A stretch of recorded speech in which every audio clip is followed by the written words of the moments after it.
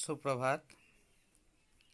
आज आम देखा बाल महाभारतर पंचम पाठ विदुर। तो यही पाठटी को आम पढ़ा और बुझा। विचित्र बीर्ज की 3 रानी अंबिका की दासी की कोख से धर्मदेव का जन्म हुआ था। विचित्र बीर्ज रानी अंबालिका को दासी ठारू कोख से गर्भरु धर्मदेव का जन्म हुआ। धर्मदेवता जन्म है। वह ही आगे चलकर विदुर के नाम से प्रख्यात हुए। से ही आगे चलकर आगे व धीरे धीरे पड़े विदुर के नाम से प्रख्यात हुए। विदुर नाम ख्याति लाभ कले। धर्मशास्त्र तथा राजनीति में उनका ज्ञान अथाह था। धर्मशास्त्र और राजनीति रे तांकर अगाध ज्ञान थिला, बहुत ज्ञान थिला। वह बड़े निस्पृह थे। से बहुत स्पृहा बोले इच्छा, निस्पृह जे माने निजर इच्छा को मारी देथिया व्यक्ति निस्पृह थिले।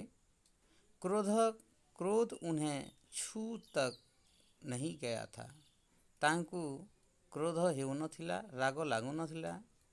युवावस्था में ही पितामह भीष्म ने युवा अवस्थारी ही पितामह अर्थात बापांकर बापा भीष्म ही उनके विवेक तथा ज्ञान से प्रभावित होकर तांकर विवेक तथा ज्ञान द्वारा प्रभावित होई उन्हें राजा धृतराष्ट्र का प्रधानमंत्री नियुक्त कर दिया था।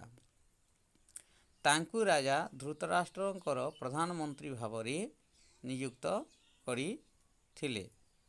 जिस समय धृतराष्ट्र ने दुर्योधन को जुआ खेलने की अनुमति दी, जो समय रे धृतराष्ट्र दुर्योधन को जुआ खेलिबा को अनुमति दिले, विदुर ने धृतराष्ट्र से बहुत आग्रह पूर्वक निवेदन किया।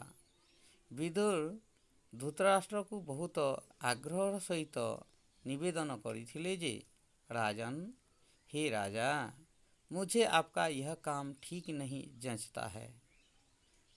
मोते आपणकर यही काम ठीक लागू नहीं। इस खेल के कारण आपके बेटों में आपस में वैर भाव बढ़ेगा।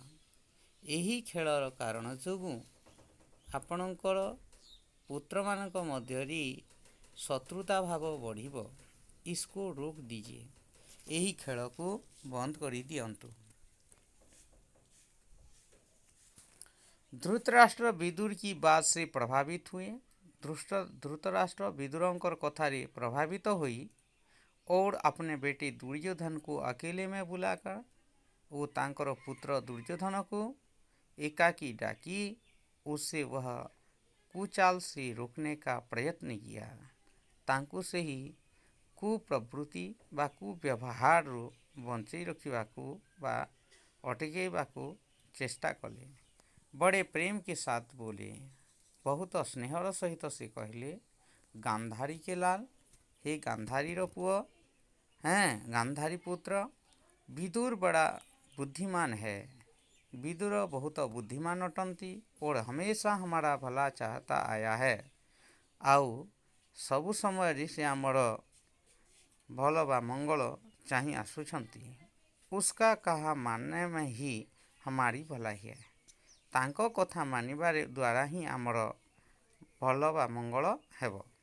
वत्स, हे पुत्र, जुआ खेलने का विचार छोड़ दो।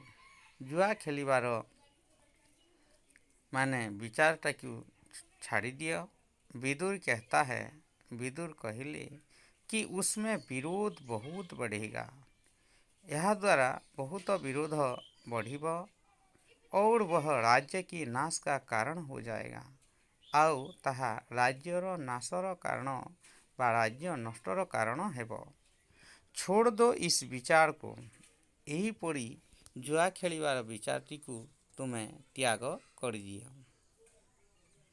धृतराष्ट्र ने अपने बेटे को सही रास्ते पर लाने का प्रयत्न किया। धृतराष्ट्र निजर पुओ को ଠିକ୍ ରାସ୍ତାରେ ଆଣିବାର ଚେଷ୍ଟା କଲେ, କିନ୍ତୁ ଦୁର୍ଯ୍योधन ନା ମାନା। किंतु दुर्योधन मानिले नहीं। वृद्ध धृतराष्ट्र अपने बेटे से बहुत स्नेह करते थे। वृद्ध धृतराष्ट्र निजर पुत्र ऊपर बहुत स्नेह करुले।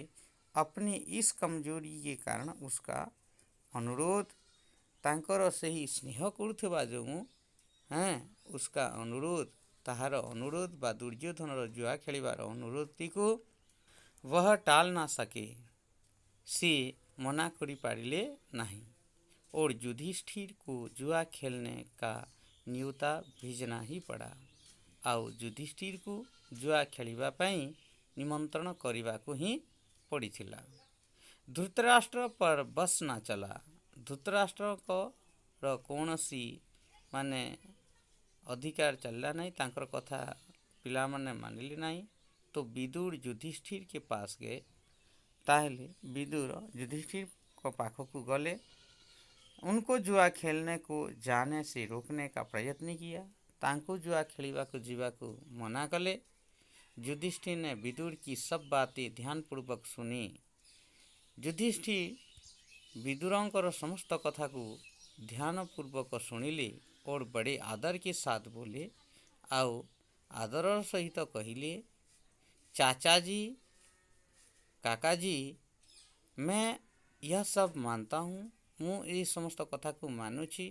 पर जब काका धृतराष्ट्र बुलाए, जेते बेले काका धृतराष्ट्र डाकुछंती, तो मैं कैसे इनकार करूँ? ताहले मु ताकू केमिति मना करिबी? युद्ध या खेल के लिए बुलाए जाने पर, युद्ध किंवा खेल के लिए डका जीवा परे जाने पर ना जाना क्षत्रिय का धर्म तो नहीं है। न जीवा क्षत्रिय धर्म नुहे। यह कहकर युधिष्ठिर क्षत्रिय कुल की मर्यादा रखने के लिए जुआ खेलने गए। यह कही युधिष्ठिर क्षत्रिय कुलर मर्यादा व सम्मान रखिया पाई से जुआ खेलिबा को चली गले।